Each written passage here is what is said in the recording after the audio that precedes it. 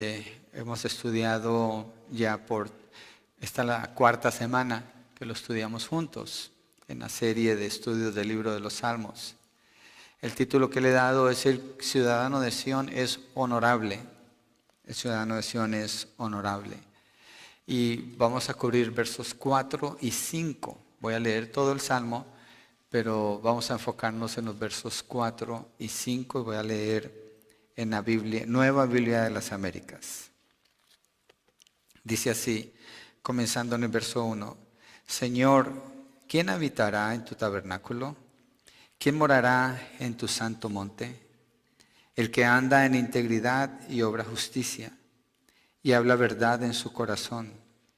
El que no calumnia con su lengua, no hace mal a su prójimo, ni toma reproche contra su amigo, en cuyos ojos el perverso es despreciado, pero honra a los que temen al Señor. El que aun jurando en perjuicio propio no cambia. El que su dinero no da a interés, ni acepta soborno contra el inocente. El que hace estas cosas permanecerá firme. Y tenemos que recordar algo cuando Él hace la pregunta, ¿quién habitará en tu tabernáculo? ¿Quién morará en tu monte santo o en tu santo monte? Y da la lista de las características de esta persona. No está hablando de algo que se pueda hacer humanamente para lograr algún derecho o alguna gracia delante de Dios, o ir a una escuela y aprender estas cosas y entonces puede estar delante de Dios. No está hablando de esto. El salmista aquí está hablando de la obra que Dios ya ha hecho en un hombre, una persona, y cómo se ve esa persona. Por tanto, esa persona puede presentarse delante de Dios. Entonces, no nos apartamos de la gracia que la Biblia mantiene en todos los libros de la Biblia. Entonces, en su totalidad, el libro de los Salmos mantiene una distinción marcada entre el hombre justo y el hombre impío o malvado, perverso, incrédulo, que son términos que usa la Biblia. Y quisiera leer en Hebreos 4, del 14 al 16, este texto, antes de regresar al Salmo 15, para que miremos la obra del Señor Jesucristo, que garantiza el que un hombre pueda hacer así como es descrito en el Salmo 15, y entonces se pueda presentar delante de Dios. Y ahí vamos a regresar al Salmo 15. Hebreos 4, casi al final de su Biblia, página 1234. Ya me estoy acostumbrando a esto de la página, hasta pongo el número en paréntesis en mis notas a veces. Hebreos 4, 14 al 16.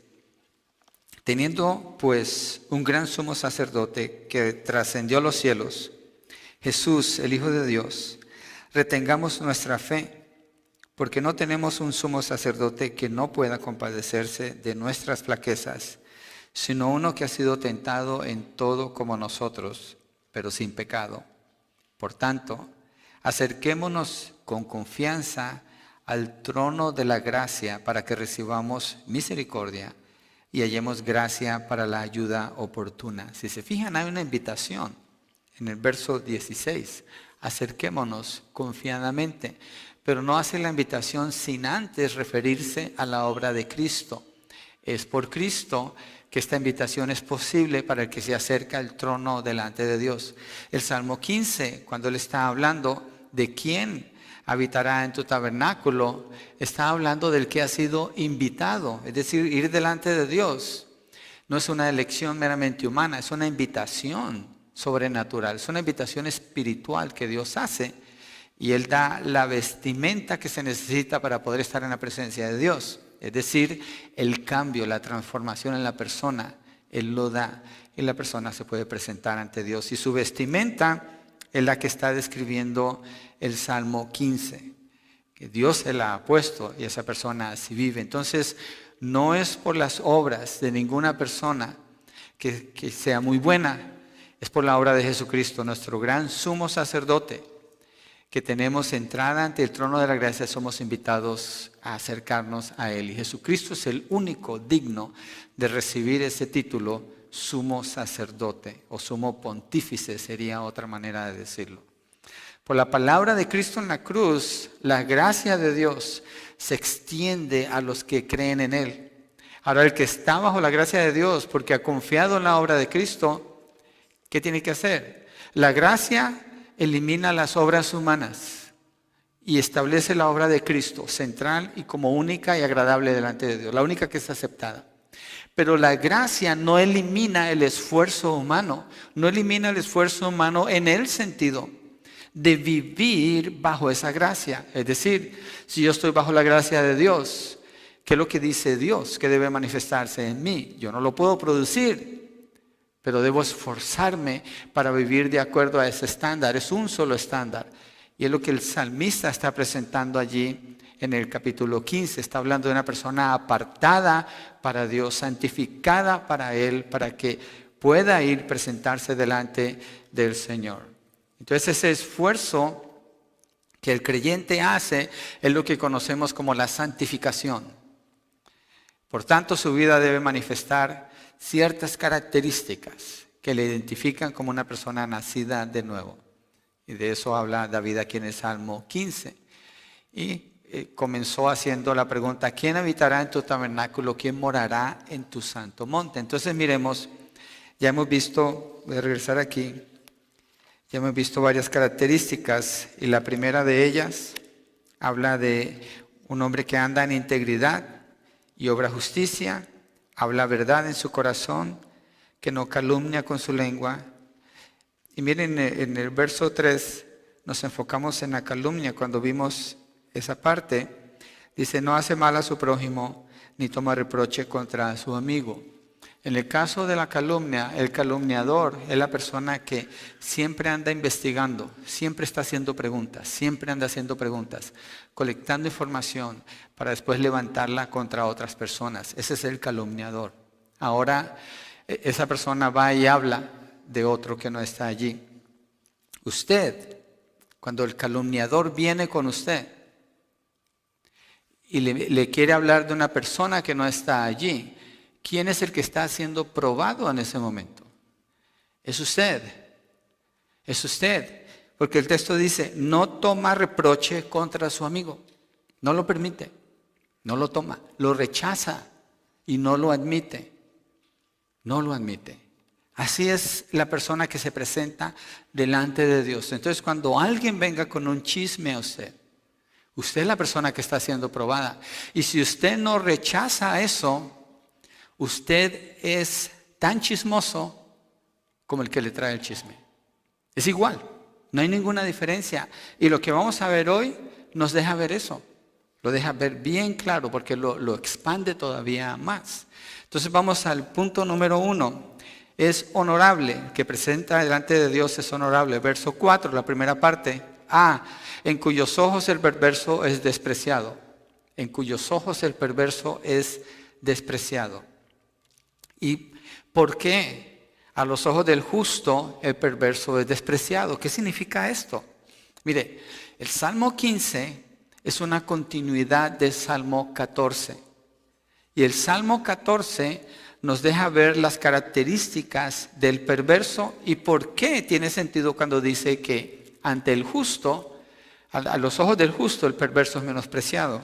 Vamos al Salmo 14, ahí la página anterior. Miremos las características de que es perverso. El necio, para comenzar, es un necio. ¿Ok? Ha dicho en su corazón, no hay Dios. Dice en su corazón que no hay Dios. ¿Cómo dice en su corazón? Miremos qué es lo que hace. Todos se han corrompido, han cometido hechos abominables. Abominable es algo menospreciado, es algo detestable delante de Dios. Eso es lo que significa ese término. No hay quien haga el bien. ¿Cómo se define el bien? Con la ley de Dios. La palabra de Dios define lo que es bueno. Entonces a esta persona no le importa lo que dice Dios. Verso 2, Señor ha mirado desde los cielos sobre los justos de los hijos de los hombres para ver si hay alguien que entienda, alguien que busque a Dios. Pero todos se han desviado, a una se han corrompido. Otra vez está hablando de esto. Desviados, corrompidos en la ruta equivocada. No hay quien haga el bien, de nuevo está esta frase, no hay ni siquiera uno. Esto está hablando de toda la humanidad. pero también se está refiriendo al que así vive. No tienen conocimiento todos los que hacen iniquidad, son ignorantes, ignoran la verdad o voluntariamente la aplastan, la suprimen y no la quieren obedecer. ¿Qué hacen? Que devoran a mi pueblo como si comieran pan y no invocan al Señor. Aquí está la descripción de una persona perversa. La persona no invoca al Señor. No está diciendo que cuando la iglesia se reúne, no canta allí, sino que en su corazón no invoca al Señor. En privado, Dios no tiene nada que ver con esa persona, porque esa persona vive su vida separada de Dios. Allí están temblando de miedo, tienen miedo, hay terror en sus corazones. Y si uno lee otros salmos, explica que la razón de esto es el pecado. Pues Dios está con la generación justa, indicando que no está con los perversos. Del consejo del afligido ustedes se burlarían, son escarnecedores, pero el Señor es su refugio. Bueno, dejemos hasta allí. Pero el punto es que aquí nos deja ver el capítulo 14, quién es el perverso. Y el capítulo 15 nos deja ver quién es el justo. Y ya aclaramos que el justo no es porque fue a la escuela correcta y le enseñaron que era ser justo. Es porque Dios cambió su corazón. Es justo y se manifiesta su vida así. El que es perverso no tiene en cuenta a Dios y vive de esa manera. Hace obras que son abominables. Por tanto, para el justo, a los ojos del justo, el perverso es menospreciable. Mira lo que dice Proverbios 1:10, para que miremos el consejo que este padre le da a su hijo, Proverbios 1:10. Y está fundamentado en el principio de, ahorita lo vamos a ver, luz y tinieblas, bien y mal. Proverbios 1:10 dice, hijo mío, si los pecadores te quieren seducir, no consientas. ¿Quiénes? Los pecadores. ¿Quiénes son los pecadores? Salmo capítulo 14. Los que no tienen en cuenta a Dios. Son ignorantes de la palabra de Dios. No la leen, no les interesa, no la buscan, no meditan en ella. No conocen lo que Dios dice. No saben qué es lo que es el bien. Tienen su propio concepto.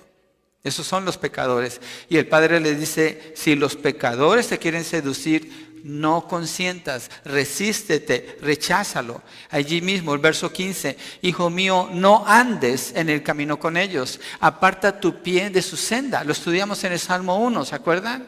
No anda en camino de pecadores, ni en silla de escarnecedores se ha sentado. El que habita delante de Dios no puede asociarse con los pecadores. El que se presenta delante del tabernáculo no puede ser uno que anda con mundanos, como sin hacer ninguna diferencia con ellos. Debe apartarse de ellos, no andar con ellos ni consentir en sus caminos. Está llamado por toda la Biblia a separarse. Y de manera muy remarcada lo vemos cuando Dios llama a Israel. ¿Qué es lo que el Señor hace cuando el Señor llama a Israel?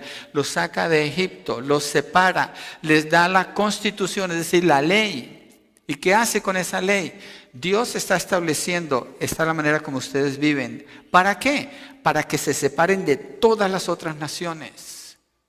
Y les da leyes de cómo cocinar, leyes de cómo tratarse unos a otros, leyes de cómo comportarse, leyes de cómo acercarse a Él, y los distingue completamente de las naciones alrededor. Entonces es un tema que prevalece en toda la palabra. Mire, Santiago 4, Santiago reprende a los hermanos de la dispersión, casi al final de su Biblia. Santiago 4, después del libro de Hebreos, está en la página 1247. Santiago 4:4. Mire el lenguaje tan fuerte que está usando Santiago aquí. Oh almas adúlteras. Usted entiende lo que son los signos de exclamación, ¿cierto? Los signos de exclamación, como está aquí. Por ejemplo, un signo de exclamación, voy a poner un ejemplo para entender cómo se lee esto bien. Usted ve una persona que está cumpliendo años, usted lo dice con signos de exclamación. Si usted no usa los signos de exclamación, dice, feliz cumpleaños. No lo dice así, ¿cierto? Dice, ¡hey, feliz cumpleaños! Te felicito. Hace un énfasis. Santiago está hablando así, en negativo. ¡Oh, almas adúlteras! ¿No saben ustedes que la amistad del mundo es enemistad hacia Dios? Es fuerte lo que le está diciendo aquí. Por tanto, el que quiere ser amigo del mundo se constituye enemigo de Dios. Es lo que está diciendo el salmista en el Salmo 15. Ante sus ojos el perverso es menospreciado. ¿Qué significa eso? Que no se asocia con ese. Hace una distinción con la persona que es un perverso. Y un perverso, la definición la vimos en el capítulo 14 de Salmos. Entonces, lo que indica la Biblia de principio a fin es que unos van en un sentido y otros van en otro sentido. Y si usted tiene que ver con el mundo, entonces su postura delante de Dios es esta: usted es un enemigo de Dios. Dios es santo y es un Dios celoso y no comparte a sus hijos con el mundo. Hay una distinción. Salvos, los que son salvos ¿de qué? De la ira de Dios. Y son llamados ¿de dónde a dónde? De las tinieblas a la luz admirable. Son sacados. Eso es lo que significa iglesia, llamados, sacados del mundo para que le pertenezcan a la familia del Señor. Entonces, ¿qué tiene que ver un creyente con el mundo? No hay plan de Dios para el mundo más que su destrucción. Todo lo que le espera al mundo es su destrucción. Miremos una muestra de esto en Apocalipsis 16, versos 4 al 9. Allí donde está, si se mueve para el final, ahí está cerquita, Apocalipsis 16, versos 4 al 9. Es una muestra de lo que le espera al mundo para que entendamos el concepto que está diciendo que ante los ojos del justo el perverso es menospreciado. ¿A qué se refiere? Apocalipsis 16, 4 hasta el 9, vamos a ver la tercera y la cuarta copas de la ira de Dios. Dice: el tercer ángel derramó su copa en los ríos y en las fuentes de las aguas, y se convirtieron en sangre. Oí al ángel de las aguas que decía: justo eres tú, el que eres y el que eras, oh santo, porque has juzgado estas cosas. Está hablando de la santidad de Dios y cómo Dios menosprecia al perverso con su acción de juicio sobre él. Y eso es lo que está haciendo. Verso 6. Pues ellos, ¿quiénes son ellos? Los perversos. Derramaron sangre. ¿De quién? De santos. ¿Quiénes son los santos? Los que se presentan delante del tabernáculo de Dios. ¿Tiene comunión los santos con los perversos? Si la tienen, aquí van a terminar. Aunque no la tengan, igual así lo van a tratar. Entonces no hay comunión, pues ellos derramaron sangre de santos y profetas. Y tú, hablando de Dios, les has dado a beber sangre. Se la merecen. También oí al altar que decía: sí, oh Señor Dios Todopoderoso, verdaderos y justos son tus juicios. Hay un juicio sobre la tierra. El cuarto ángel derramó su copa sobre el sol, y al sol se le permitió quemar a los hombres con fuego. Y los hombres fueron quemados con el intenso calor. ¿Qué hicieron? Blasfemaron el nombre de Dios. Manifiestan su inmundicia. Esto es lo máximo de la humanidad. Eso es el humanismo a su punto máximo aquí. ¿Por qué? Porque dice que blasfeman el nombre de Dios. Es decir, que el conocimiento de Dios es tan claro en el libro del Apocalipsis que los que están sufriendo con las plagas que Dios derrama sobre la tierra, ellos saben que es Dios. Ellos saben y blasfeman al Señor. Blasfemaron el nombre de Dios que tiene poder sobre estas plagas y no se arrepintieron para darle gloria a Él. Entonces, lo que dice el Salmo 15, que ante el hombre justo, el que se presenta en el tabernáculo de Dios, el perverso es menospreciado a sus ojos, es por esa razón. Hay una razón. Porque ellos lo que hacen es que derraman sangre ¿de quién? De justos. ¿Quién ha matado a los justos? Mire, el siglo pasado, yo no sé si usted sabe algo del libro de los mártires o de la historia de los mártires en la historia de la iglesia. El siglo pasado murieron más de 100 millones de creyentes a manos de incrédulos. Más de 100 millones de creyentes a manos de incrédulos. Se nos hace raro oír eso en Estados Unidos, pero así es. Yo no sé si ha seguido las noticias, como en Canadá, la policía metió a la cárcel a este pastor porque estaba haciendo esto. Estaba reunido con su iglesia, lo metieron a la cárcel. Y ahora que salió de la cárcel, encontró que la policía puso un cerco alrededor del edificio, todo alrededor del edificio. Y pusieron un segundo cerco a todo alrededor del parking lot. No tienen acceso ni al edificio, ni al parking lot, ni a nada. La policía de Canadá.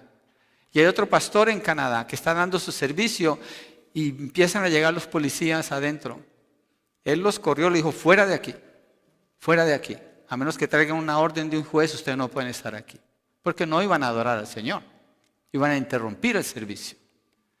Entonces, ante los ojos del justo, los perversos son menospreciados.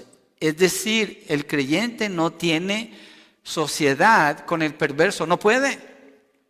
Porque la luz y las tinieblas no tienen comunión. No pueden tener comunión. Lo hemos visto muchas veces. Así que el que hace amistad con el mundo tiene enemistad hacia Dios. Tiene enemistad hacia Dios. Son personas perversas y a los ojos del que habita en el tabernáculo de Dios, el que mora en su monte santo, son menospreciados. Voy a explicar mejor esto, porque no quiero que nos quedemos en un legalismo pensando, oh, yo soy superior que ellos, yo soy mejor que ellos, porque la palabra no nos habla así tampoco. Entonces el justo lo menosprecia en el sentido de no correr con ellos. Yo tengo un vecino que practica la homosexualidad, es americano. Y el otro día habló conmigo porque tengo una buena relación con él, es mi vecino. Y estoy preocupado por él. Fue golpeado, fue abusado y tengo preocupación por esta persona. Entonces cuando dice ante el justo, el perverso es menospreciado en su corazón, no quiere decir que yo no puedo atender a mi vecino, no puedo decir que no puedo ir a hacer algo por él cuando está en necesidad, es una persona anciana ya. No quiere decir eso, es mi obligación como hijo de Dios ver qué puedo hacer por él. Pero no puedo hacer lo que él hace, no puedo participar en lo que él hace, no puedo estar de acuerdo como él piensa, no puedo y tengo que dejárselo saber, con respeto. Entonces, para el justo, el perverso es menospreciado en su corazón. ¿Por qué? Porque es aborrecible lo que él hace. Ofende a Dios. Es una abominación delante del Señor. Y lo tengo que ver así. Si no lo veo así, no puedo alcanzar a esa persona. No puedo hacer nada por él. Hay iglesias que se preocupan tanto para que los que visitan se sientan bien confortables, bien cómodos, que no se vayan a ofender. Están haciendo comunión con el mundo. Charles Spurgeon decía, hay muchos que no predican el evangelio tan claro lo suficiente como para que los impíos se sientan ofendidos con el mensaje y por eso se quedan. La meta no es que nadie se quede, la meta es que la palabra pegue donde tiene que pegar y exponga el pecado como algo maldito, como algo abominable delante de Dios y como una necesidad de arrepentirse delante del Señor. No es un club, no es un lugar de amigos. Es la iglesia del Señor donde se presenta la palabra del Señor. ¿Cuál es el objetivo de presentar la palabra del Señor? Que nos confronte a cada uno de nosotros con nuestros pecados, con nuestra maldad. Para que corramos con el Señor, le pidamos perdón y nos abracemos de la gracia que Él nos ofrece. Entonces, el que se presenta delante del tabernáculo traza una línea divisoria, como Dios la establece, y no camina con los impíos. No anda como ellos andan, no canta lo que ellos cantan, no valora las cosas que ellos valoran, sino que las menosprecia, porque menosprecian a Dios, son enemigos de Dios. Me acuerdo que hace como 1 año y medio fuimos a ver una película con mis hijos al cine. Mi esposa y yo fuimos con ellos. Y uno de los trailers que estaban presentando eran 2 hombres dándose un beso. Y mi esposa y yo inmediatamente dijimos, ¡eo! Pero no pudimos quedarnos callados. Lo hicimos en voz alta. Y nos miramos y dijimos, ¿qué vamos a hacer? No podemos estar de acuerdo con la inmundicia del mundo. y pensar que esto está bien. Esto es una abominación. No era la película, era una propaganda que estaban dando allí. But we feel disgusted con those things. Nos sentimos fastidiados con esas cosas. ¿Por qué? Porque eso le fastidia a Dios. Ahora, cuando una persona esa está al lado, ¿qué hacemos? Predicarle el evangelio. Mostrar el amor. Dios dice la palabra, Dios amó al mundo tanto que entregó a su Hijo Jesucristo. Pero no podemos aceptar su manera de vivir. Y no podemos callarnos ante la opresión que el mundo está haciendo ahora para que la iglesia no diga la verdad y para que todos corran con su inmundicia. No podemos. Porque provocaríamos la ira de Dios haciéndonos como ellos. Mira lo que dice Pablo en Efesios 5, 3 al 12. Efesios 5, 3 al 12.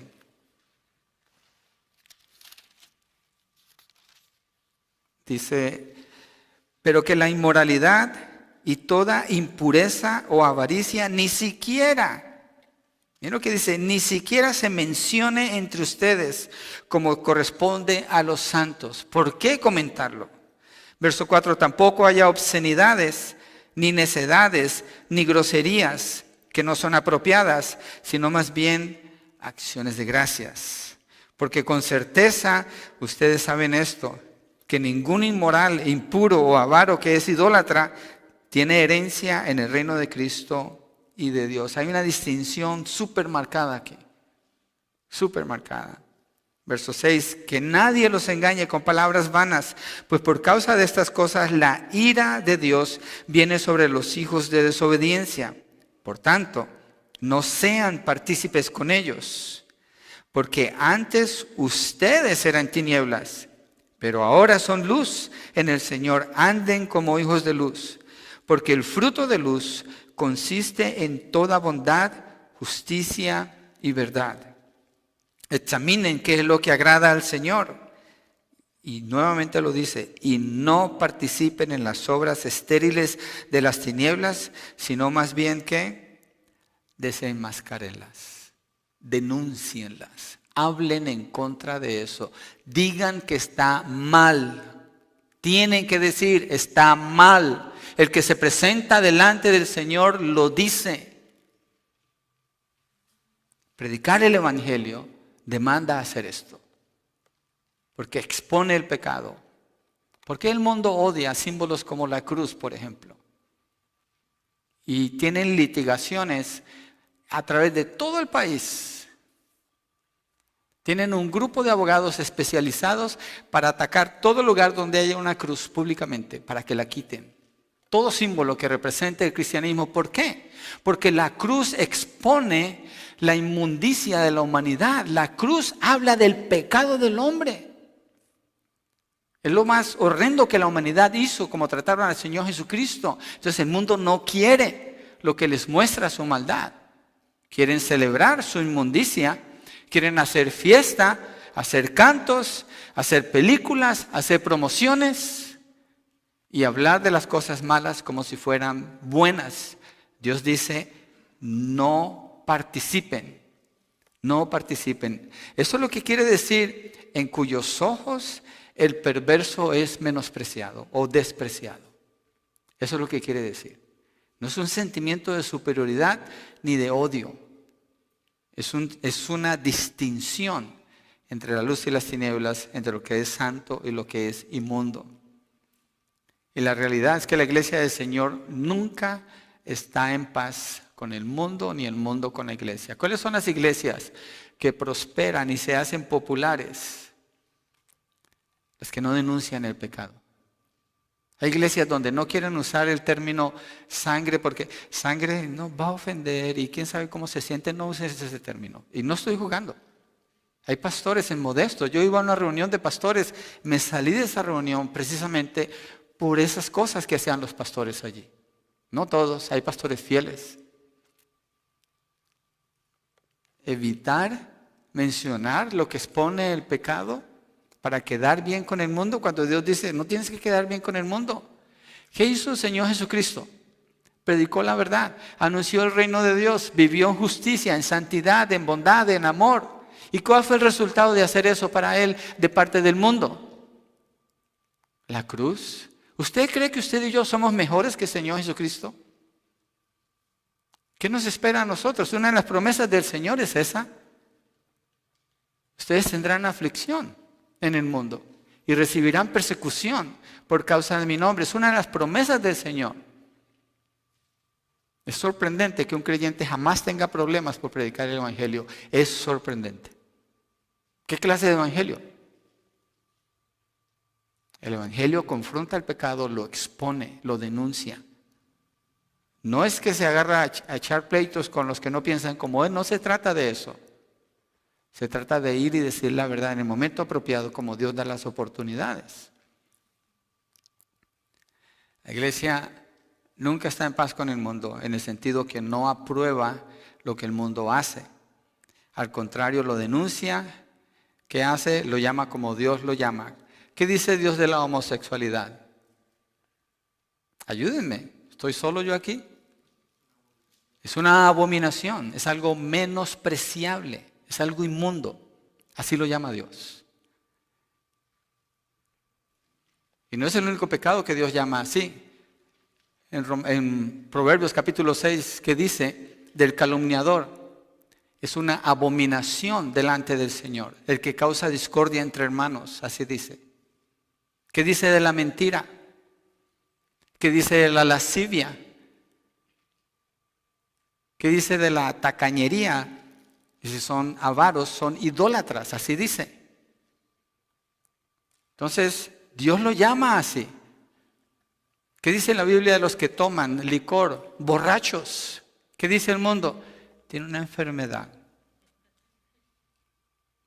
Tiene una enfermedad. Seguramente tiene un trauma y por eso anda así, ¿de veras? Dios dice, es un borracho. Y dice, los borrachos no entrarán en el reino de los cielos. Así dice claramente.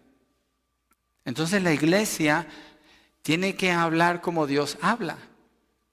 Y no puede apreciar. ¿Cómo va a apreciar la iglesia a una persona que es un borracho? Tiene que decirle, eres un borracho, estás pecando. A un drogadicto, estás usando droga. Eso es deplorable delante de Dios, no es aceptable. Teniendo sexo fuera del matrimonio, estás en fornicación, no está bien. Los que hacen eso se van al infierno. ¿Qué hace el mundo? No, pues como tú te sientas, si tu corazón así te guía y con que no le hagas daño a nadie, está bien. No, el creyente no puede moverse así.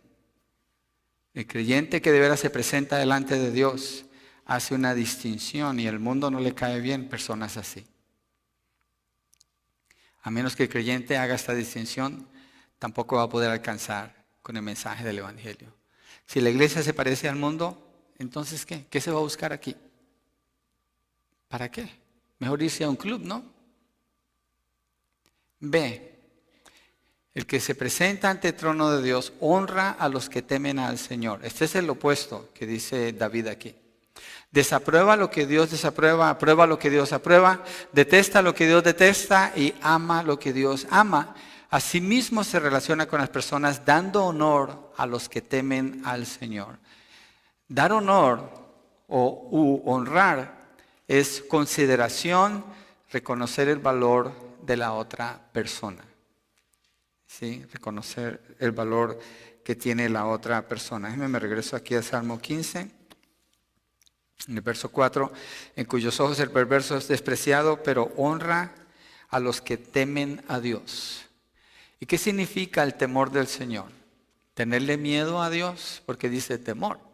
Si usted hace un estudio de la palabra temor en relación con Dios, la va a encontrar muchas veces al lado de gozo, al lado de obediencia, la va a encontrar junto con eso. Miremos Eclesiastés 12, versos 13 al 14. Está ahí cerca de Salmos, sí, avanza a su derecha en su Biblia. Eclesiastés 12, versos 13 al 14. Por ahí en la página 684. Versos 13 al 14 dice, la conclusión cuando todo se ha oído es esta. Aquí está el temor de Dios. Teme a Dios. Pero junto con ¿qué está el temor a Dios? Teme a Dios y guarda sus mandamientos. O sea, obedece a Dios. Porque esto es concerniente a toda persona. Porque Dios, y estando el porqué, traerá toda obra a juicio, junto con todo lo oculto, sea bueno o sea malo. Es un consejo que yo le doy a mis hijos. A veces digo, voy a salir a tal parte, le digo, mira, alégrate en tu corazón. Toma placer tu corazón en los días de tu juventud. Sigue los impulsos de tu corazón. Estoy leyendo el verso 9 del capítulo 11. Y el gusto de tus ojos. Pero debes saber que por todas estas cosas Dios te traerá a juicio. No pienses que algo de lo que tú hagas está lejos de los ojos de Dios. Todo lo que tú hagas está delante de los ojos de Dios. Tú ve, disfruta, pero acuérdate, Dios te va a juzgar y te va a pedir cuentas por todo lo que tú hagas. Tienes que saber esto. Todos vamos a dar cuentas delante del Señor. Y no tener temor de Dios es no obedecerlo y vivir como un perverso. Tener temor de Dios es considerar el honor y la gloria a Dios. Entonces el que es un hijo de Dios valora a esa persona y la trata con ese honor. Proverbios 1:7 dice que el temor del Señor es el principio de la sabiduría. Una ilustración que me gusta usar es 2 doctores, uno valora la vida porque reconoce a Dios como el creador, el otro no tiene temor de Dios. Frente a un bebé no nacido, el doctor temeroso de Dios protege la vida del bebé. El doctor impío o perverso que no tiene temor de Dios practica el aborto, lo cual es un homicidio, es matar a una persona. Desde el momento de la concepción hay una vida allí. Entonces Salmo 15 está hablando. El que se presenta delante de Dios no puede estar de acuerdo con estas cosas, no puede.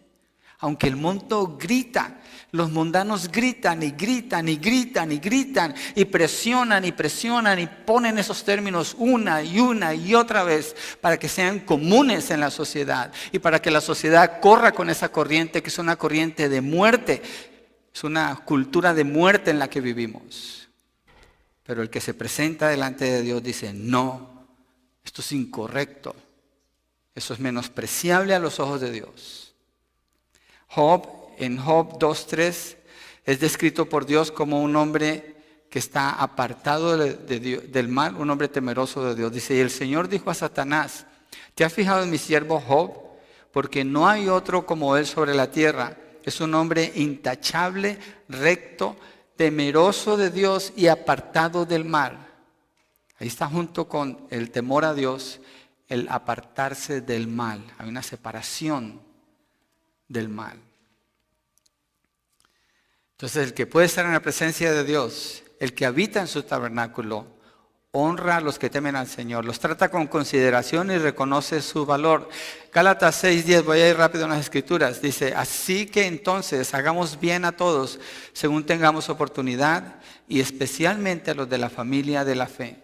El enfoque especial es con la familia de la fe, los que temen al Señor. La palabra habla de que la iglesia debe encargarse de las viudas, da la edad de las viudas, la condición de las viudas, pero dice las viudas que son fieles al Señor, las viudas que se dedican a servir al Señor y que constantemente están allí en la iglesia sirviendo a los santos del Señor. No a todas las viudas. Hebreos 10, 24, 25 dice, considerémonos cómo estimularnos unos a otros al amor y las buenas obras, no dejando de congregarnos, como algunos tienen por costumbre, sino exhortándonos unos a otros y mucho más que el día se acerca. Mi punto es este, al usar este texto, unos a otros, congregarnos unos a otros. O sea que el hombre que se presenta delante de Dios, esa persona considera con honor al que honra a Dios. Y con esa persona se congrega, con esa persona se asocia, con esa persona tiene comunión y se estimulan mutuamente al amor a las buenas obras. Pablo instruye a los Efesios en Efesios 5, 19 al 20. Estamos mirando la parte de que da honra al que teme a Dios. Y regresemos allí en Efesios, donde Pablo habla de cómo comportarse unos con otros. Es la continuación de la parte que habíamos visto ahora de cómo no ser como el mundo. Ahora dice cómo ser entre hermanos. Efesios 5:19 dice, hablen entre ustedes. ¿Entre quiénes? Entre los que honran a Dios. Hablen entre ustedes con salmos, himnos y cánticos espirituales, cantando y alabando con su corazón al Señor. Den siempre gracias por todo en el nombre de nuestro Señor Jesucristo a Dios, el Padre. Y el verso 21 dice, sométanse unos a otros en el temor de Cristo, pero jamás con alguien que es un perverso, solamente entre los que honran a Dios.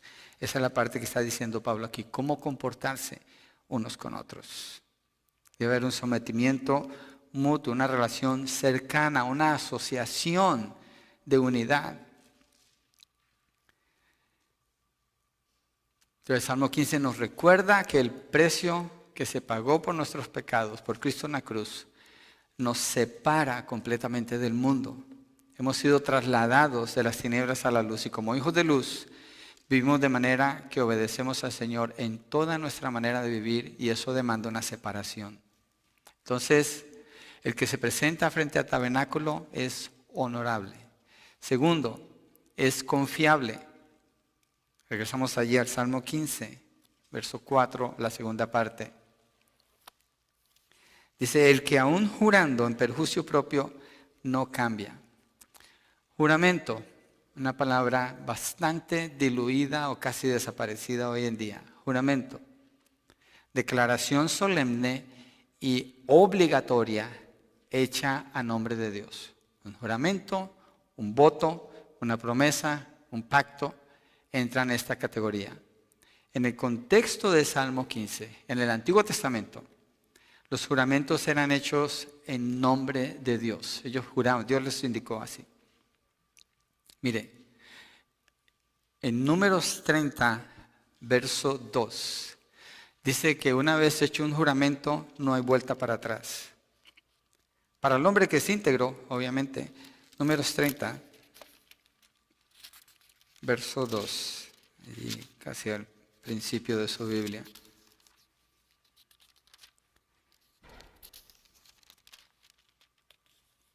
Dice, si un hombre hace un voto al Señor, o un juramento, o hace un juramento para imponerse una obligación, no faltará a su palabra, hará conforme a todo lo que salga de su boca.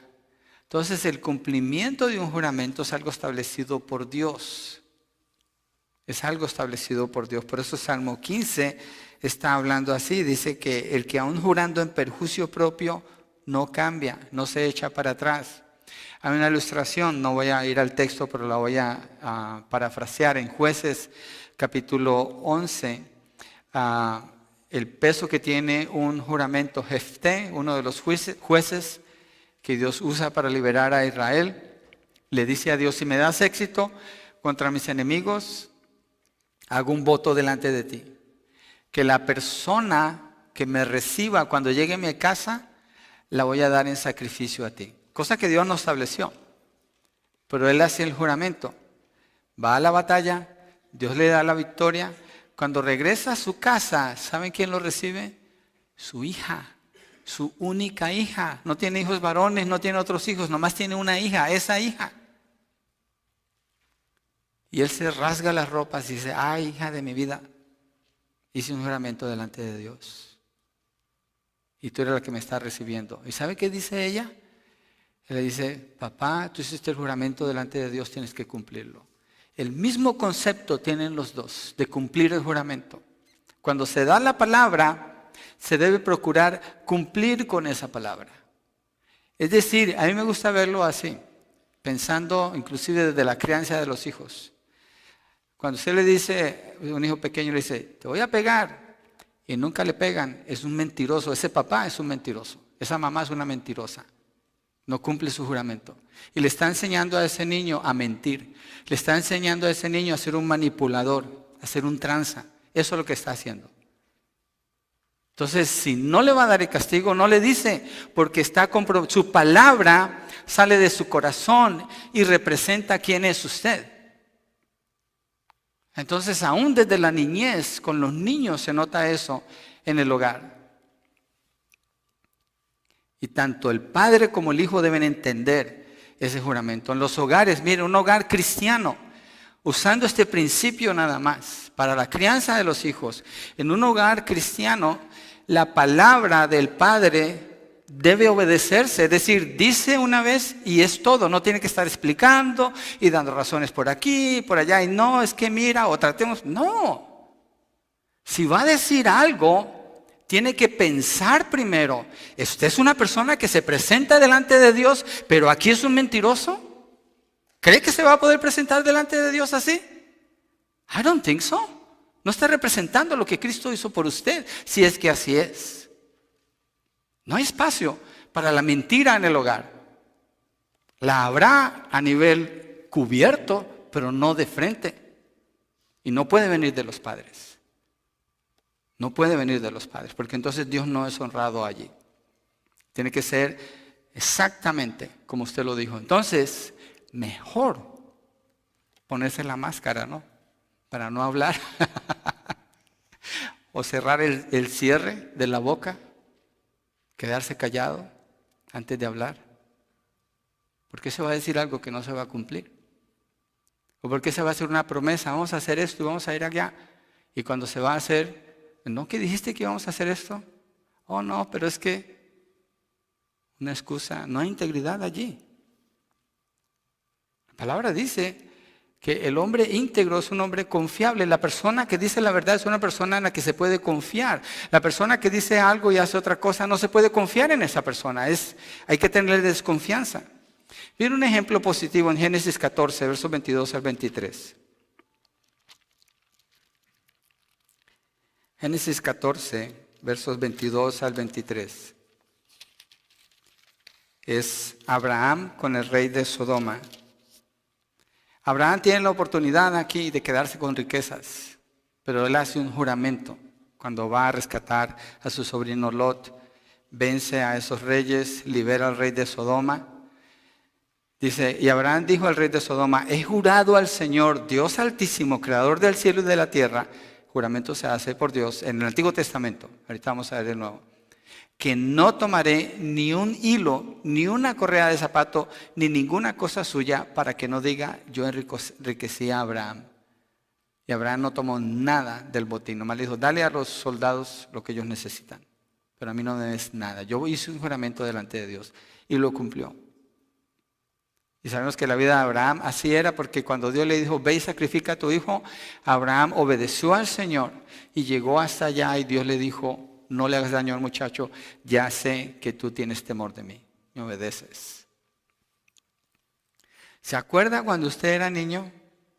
Yo me acuerdo cuando era niño, bueno, los jovencitos a lo mejor no escucharon eso, pero los que somos más mayores, el término que usábamos, dale tu palabra de hombre, ¿no lo usaron? ¿Se acuerdan de eso? ¿Algunos? ¿Cierto? Es su palabra de hombre. Bueno, ahorita es ofensivo porque es machista, bueno, whatever. Pero así hablábamos. Es su palabra de hombre, da tu palabra. ¿Cómo se hacían los negocios? Daba su palabra, estrechaban la mano. Aún entre niños era respetable eso. Ahora, si no tienes un papel firmado y un abogado a tu lado, ¿cuál negocio puedes hacer? ¿Por qué? Porque el mundo vive una mentira, son mentirosos, hijos del diablo. Pero los creyentes no pueden vivir así. Los creyentes no pueden parecerse a eso. ¿Qué honor recibe Dios si se hace un trato con malas intenciones? ¿Qué honor puede recibir el Señor si se hace un compromiso y no se cumple? Hoy en día no es la norma que las personas cumplan con su palabra. ¿En dónde se ve eso? Por ejemplo, el número de divorcios que hay, las estafas, el robo de identidad, las mentiras. En las noticias. Yo no veo los noticieros regulares, yo no los veo. Empecé a comparar lo que veía allí con noticieros más privados donde yo veía, esta investigación suena más real. Y tomé una decisión, yo no escucho los noticieros que salen en la televisión.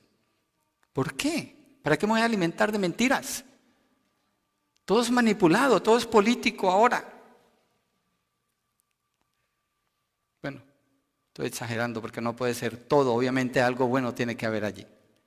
Como un reloj cuando está dañado, ¿no? 2 veces al día da la hora exacta, pero después de ahí está mal. Pues es una decisión que el creyente tiene que tomar. ¿Qué es lo que me va a alimentar a mi mente, mi corazón? ¿Qué es lo que yo aprecio? De acuerdo a esa descripción, el creyente aprecia al que es honorable delante de Dios. Y es una persona respetable, honorosa, y es una persona confiable porque dice la verdad, pero se alimenta de la verdad. Y cuando usa la verdad no la hace a su conveniencia, sino porque es la verdad. Hace poco se eligió un nuevo presidente en Estados Unidos.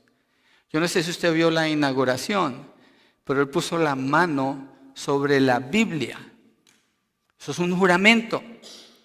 Es un juramento sobre la verdad de Dios, de proteger al país y hacer lo que es justo por esta nación.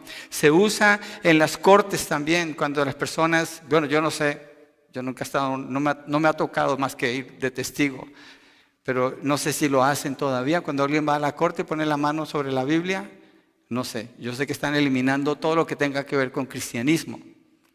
Pero ustedes reconocen eso, dice la verdad, solamente la verdad y toda la verdad. ¿Por qué está jurando? Por la palabra de Dios, por Dios. Es decir, usted va a decir la verdad. Mire, la Biblia habla del que el que da un juramento falso y la persona muere por su juramento falso o iba a morir y descubren que era falso, matan al que dio el juramento falso. Esa es la condena que se merece.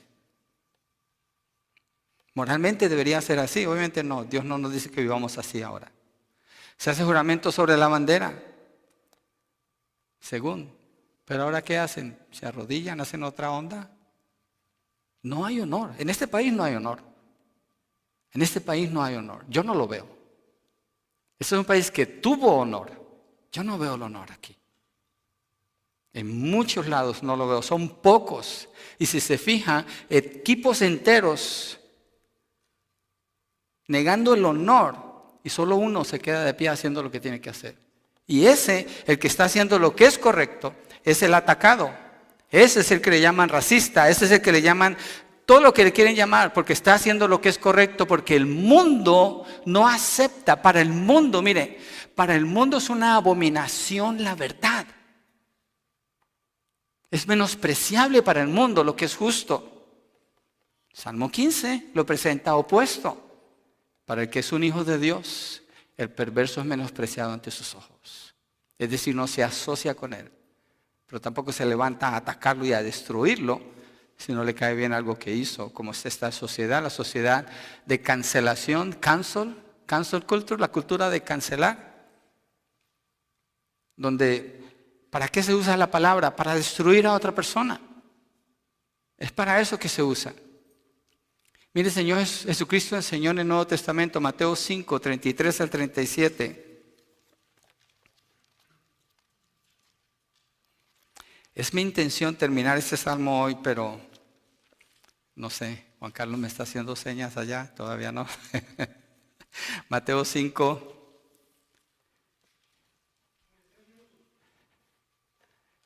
¿33? 53, no 33. Ok, Mateo 5, 33 al 37 dice, bueno, lo que puedo decir es esto, mire, este es un tema tan destructivo en la sociedad hoy en día. Destructivo en el hogar, destructivo en los matrimonios, destructivo con los niños, destructivo en los negocios, destructivo en toda área. Que yo creo que vale la pena mirarlo un poquito de, bíblicamente, ¿qué dice la Biblia acerca de esto? ¿Y qué hacemos nosotros los creyentes? Aquí está el Nuevo Testamento, Mateo 5, 33 a 37. También han oído que se dijo a los antepasados, no jurarás falsamente, sino que cumplirás tus juramentos al Señor. O sea, ser fiel a la palabra. Pero yo les digo, no juren de ninguna manera, ni por el cielo, porque es el trono de Dios, ni por la tierra, porque es el estrado de sus pies, ni por Jerusalén, porque es la ciudad del gran rey, ni jurarás por tu cabeza, porque no puedes hacer blanco o negro ni un solo cabello. Antes bien, sea el hablar de ustedes sí, sí o no, no, porque lo que es más de esto procede del mal. Dirán las hermanas, pues yo me cambio el color de mi cabello cada rato. Bueno, aquí se refiere de una manera permanente, total. Nomás en apariencia se puede. Pero lo que el Señor dice es que tu sí sea sí, que tu no sea no. Cuando alguien está hablando y dice, te lo juro que así es, yo inmediatamente pienso, esta persona es una mentirosa o mentiroso. Porque si tiene que hacer ese énfasis, yo me acuerdo en el trabajo, escuchaba, decía, to tell you the truth, para decirte la verdad, yo digo, entonces me estabas diciendo la mentira. ¿Por qué hay que hacer un énfasis en decir algo? ¿Cuál es la necesidad? ¿Cuál es la necesidad de hacer un juramento para decir algo? Es decir, que hay una dificultad en cumplir con la palabra. Eso es lo que es. La persona que está delante de Dios, cambiada por el Señor, la palabra dice que tú sí sea sí, que tú no sea no. Hermanos, todos somos tentados en todas estas áreas. Usted revise en qué áreas usted ha estado débil, cómo puede fortalecer esa área en su corazón, cómo puede hacer al lado ciertas cosas que no agradan a Dios para vivir como el que se presenta delante de su tabernáculo. Entonces ni siquiera necesitamos los juramentos. Entonces, ¿Salmo 15 no nos sirve? Sí, en el contexto en que él lo escribió, así se hablaba, así se vivía, así se hacían los negocios. Y el punto es cumplir con la palabra que usted dice. Las palabras tienen mucho peso. Es mucho peso. Y la persona que se presenta delante de Dios es una persona que cumple lo que promete. Ese es su estándar. Es conocida como una persona veraz. Si usted hace un negocio, el negocio sale mal, pero usted ya dio su palabra, usted se mantiene fiel ahí. 2008, me voy a regresar unos años atrás, muchos compraron casas con dinero que sacaron de la casa que tenían, se bajó el mercado y dijeron, oh, dejamos ir esa casa.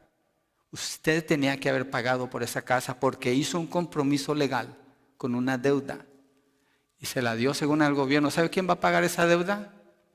Sus hijos y sus nietos. Ahí vienen los impuestos para ellos después.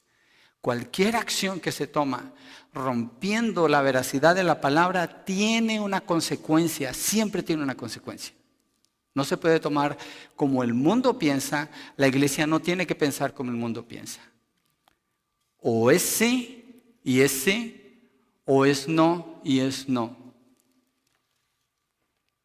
Que nuestro sí sea sí, que nuestro no sea no, y corramos con el Señor cuando no lo hacemos, porque todos somos tentados. Entonces, el que se presenta delante del Señor es honorable y es confiable. Tercero, es incorruptible. No presta a usura. Verso 5, el que su dinero no da a interés. Aquí empieza a hablar de las finanzas. Usura, el préstamo de dinero a un interés muy alto o ilegal. Dios prohíbe la usura en Deuteronomio 23, 19 al 20, cuando dice, no cobrarás interés a tu hermano, interés sobre dinero, alimento o cualquier cosa que pueda ser prestado a interés. Podrás cobrar interés a un extranjero, pero a tu hermano no le cobrarás interés a fin de que el Señor tu Dios te bendiga en todo lo que emprendas en la tierra que vas a entrar para poseerla. La manera como maneja el dinero el creyente es presentada aquí también. Indica que tiene, lo que está indicando es que si puede prestar dinero y con intereses, tiene dinero suficiente para negociar. No usa el dinero como un medio para oprimir a otros. No quiere decir que no pueda hacer negocios y tener ganancias de lo que invierta, pero no lo hace abusando de las necesidades de otras personas. Nehemías fue un hombre que sirvió a su pueblo, tenía dinero, tenía prestigio, tenía posición. Y cuando él sirvió a su pueblo, no abusó de ellos. Nehemías 5, versos 7 al 9. Dice que se molestó porque los que estaban allí le empezaron a prestar a los que no tenían y les cobraban usura al punto que estos tenían que dar a sus hijas como esclavas para poderse sostener. Y dijo, ¿cómo es posible que estén haciendo esto entre ustedes, entre el pueblo de Dios? Y los hizo que regresaran todo allí. C, no acepta soborno. La parte segunda del verso 5 dice, ni acepta soborno contra el inocente. Soborno, el acto de corromper con dádivas a una persona. Dios prohibió completamente el soborno. Si usted es de México o de Latinoamérica, usted ha tenido que ver alguna vez con el soborno, seguramente. Y yo, seguramente. Dios dice en Deuteronomio 16, 19, No torcerás la justicia, no harás acepción de personas, ni tomarás soborno, porque el soborno ciega los ojos del sabio y pervierte las palabras del justo. No importa lo que nuestra cultura nos diga en cuanto al soborno. Eso no importa. Lo que importa es lo que Dios dice contra el soborno. Eso sí debería importarnos y no movernos de acuerdo a nuestra cultura, que celebra y acepta el soborno como medio de vida. No es correcto. El creyente no puede brillar y ser luz en medio de eso. No puede. ¿Por qué? Porque el soborno ciega y el soborno pervierte. Mire, ciega los ojos del sabio. Está hablando de alguien bueno, alguien que vive una vida buena. Y pervierte las palabras del justo. Así que el creyente no puede dar lugar a eso. Dios maldice al que acepta el soborno. Deuteronomio 29:25 dice: maldito el que acepte soborno para quitar la vida a un inocente. Y todo el pueblo dirá amén. Hay una maldición en contra del soborno. Hay un montón de malditos el día de hoy. Yo no estoy hablando de ustedes, estoy hablando en general, que se prestan al soborno y no les importa la vida de quienes son afectados. Judas aceptó el soborno y traicionó al Señor Jesucristo. Mateo 28, 11 al 15 dice que los soldados vieron cuando el ángel removió la piedra y fueron con los judíos, les contaron lo que pasó y los judíos le dieron una gran suma de dinero, le dijeron: digan esto, los sobornaron para que dijeran una mentira. Y esa mentira es común entre los judíos hasta el día de hoy. Isaías, si usted lee el libro de Isaías, pone al que acepta el soborno al lado de los rateros, ladrones, hay que usar un término más suave. Muestra que la consecuencia es que el impío es justificado y el justo pierde su derecho a causa del soborno. Tiene muchas consecuencias del soborno, horribles. El que habita en el tabernáculo de Dios, que mora en su santo monte, no se vende. El que acepta soborno se vendió, tiene un precio. ¿Cuál es su precio? No tiene precio, porque el precio que se pagó por nosotros fue la sangre del Señor Jesucristo. Entonces el soborno no tiene lugar en nuestras vidas. Entonces el que se presenta ante el tabernáculo es honorable, es confiable, es incorruptible. Esta es la evidencia del que ha sido transformado por el poder del Evangelio en una nueva persona, en uno que se puede presentar delante de Dios. Es invitado a venir delante del Señor en base a la obra de Cristo.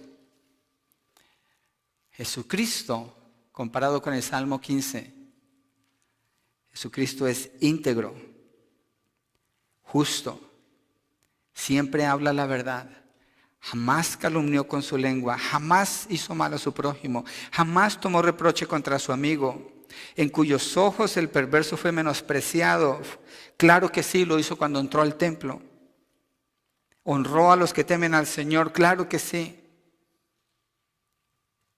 El Señor Jesucristo es el ejemplo perfecto del Salmo 15.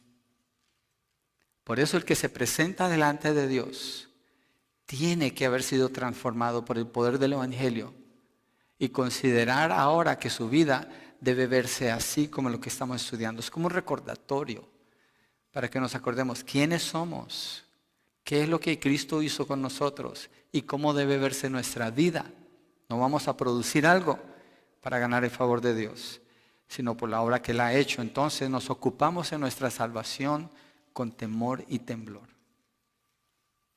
Señor Jesucristo completó esa obra perfectamente en la cruz y nos habilita. Y por último, la promesa. La última parte del verso 15 dice: el que hace estas cosas permanecerá firme. No solo es aceptado en la presencia del Señor, sino que goza de su protección y la garantía de todas sus promesas.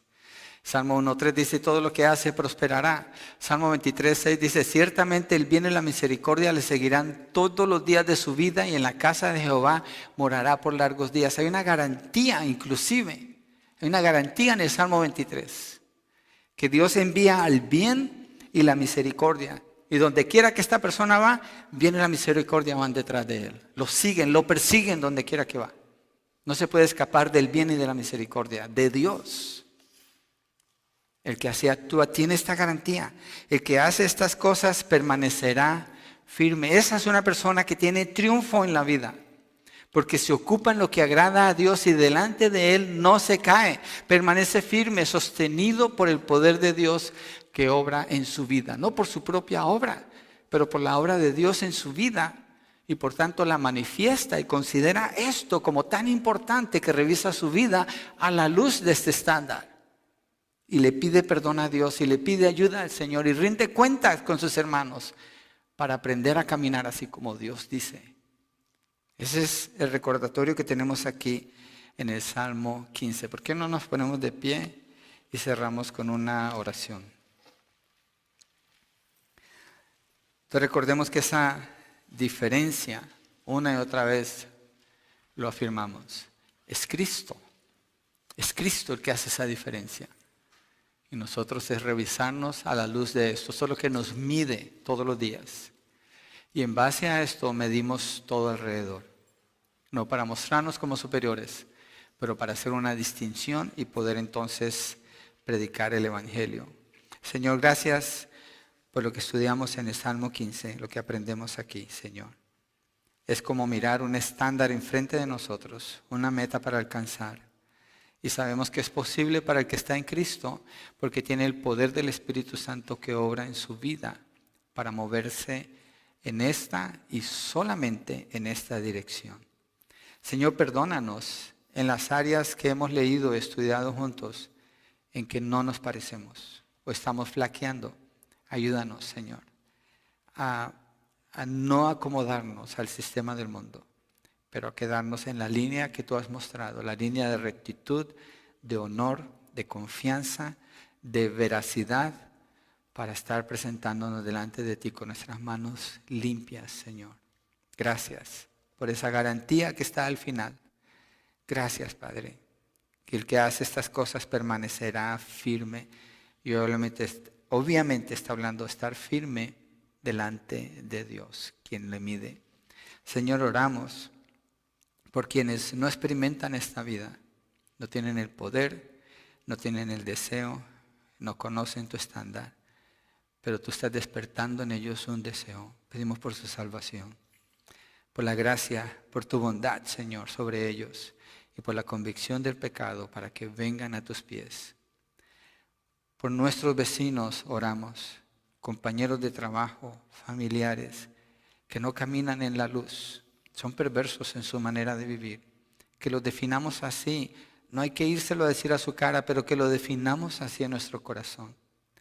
Para entonces tener carga por ellos, tener compasión por la condición en que se encuentran, que les puede llevar al infierno en cualquier minuto. Y entonces poder llevar el Evangelio, poder llevar la palabra de verdad, la luz que les puede iluminar para que salgan de las tinieblas. Señor, te lo pedimos en el nombre de Jesucristo y te damos las gracias, la gloria y la honra, Señor.